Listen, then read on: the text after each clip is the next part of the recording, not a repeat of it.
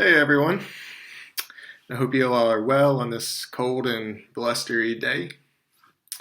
I'm pretty grateful to be inside warm as I'm looking out. Johanna and I are doing pretty well, but of course we're still making adjustments to working from home. We live in a one-bedroom apartment, so we really have to be careful to give each other some extra space. But we're trying to take lots of walks and do some things we wouldn't normally do in the house, like deep cleaning and stuff. So that's fun. So I wanted to share with you guys this really awesome, eloquent passage from the Gospel of John about Jesus and the Samaritan woman at the well. So would you reflect with me on these words for a moment? A reading from John 4, chapter 4, verses 7 through 15. A woman from Samaria came to draw water. Jesus said to her, "Give me a drink." For his disciples had gone away into the city to buy food. The Samaritan woman said to him, "How is it that you, a Jew, ask for a drink from me, a woman of Samaria?" For Jews have no dealings with Samaritans. Jesus answered her, "If you knew the gift of God and who it is that is saying to you, 'Give me a drink,' you would have asked him, and he would have given you living water." The woman said to him, "Sir, you have nothing to draw water with, and the well is deep. Where do you get that living water? Are you greater than our father Jacob? He gave us the well and drank from it himself, and as did his sons and his livestock." Jesus said to her, "Everyone who drinks of this water will be thirsty again. But whoever drinks of the water that I will give him will never be thirsty again. The water that I will give him will become in him a spring of water welling up to eternal life." The woman said to him, "Sir, give me this water so that I will not be thirsty or have to come here to draw water." This is the gospel of the Lord. Praise be to God. So this passage for me shows God's heart on several levels. So let's take a look at these. The first is that Jesus crosses social boundaries in order to give his gift of living water.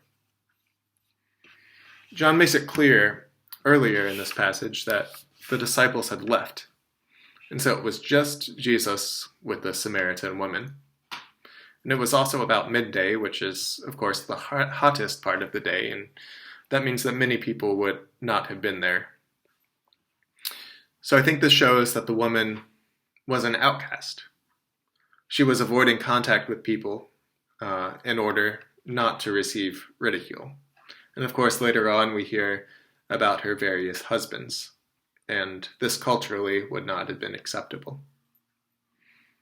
And on top of this, men and women were not to be alone together.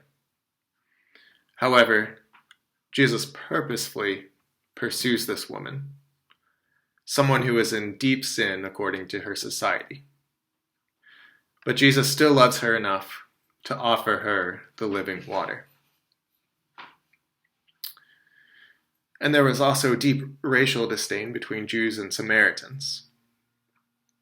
And the woman identifies Jesus as a Jew, and for this reason is very skeptical of him. She remembers the generations of war and violence between these two groups, and she knows that a Jew is the least likely person to be of aid to her, just because of her ethnicity.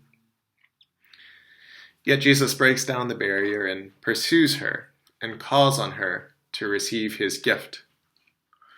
By doing this, Jesus is proclaiming that all nations are worthy of his gift of life. Even our worst enemies, we must invite them to the table.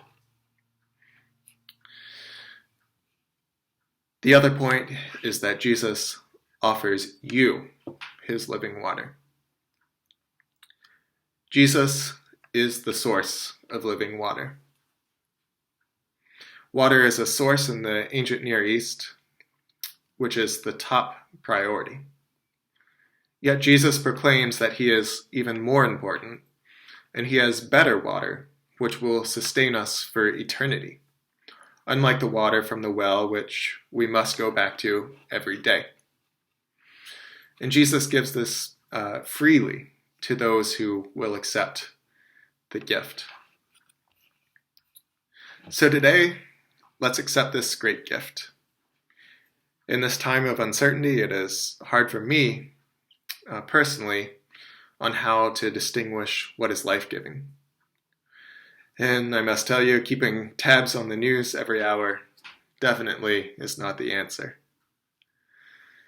So I need to say yes to God's gift more often. Jesus calls me, a sinner, to take his gift. And Jesus likewise calls you, a sinner, to take his gift. So friends, over these next few weeks, it is so important that we look to Jesus for our sustenance. My prayer is that together we can take more time to dwell on Christ's gift and extend it to the world. So friends, go in peace, knowing that God pursues you and offers you life and rest. Johanna and I love you all, and we look forward to seeing you and catching up soon. Stay safe, and the Lord be with you. Take care.